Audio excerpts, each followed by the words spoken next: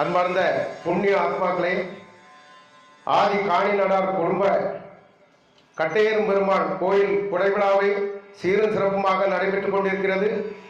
இரண்டாவது நாளாக இன்று காணிமடம் யோகி ராம் சுரத்குமார் நர்த்தன ரம்யம் பஜன்ஸ் நாமரிசி தவசி பொன்காமராய் சுவாமிஜி மூலமாக உலகமெங்கும் தெரு தெருவாக வீடு வீடாக சென்று நாம யாத்திரை நடந்து கொண்டிருக்கிறது.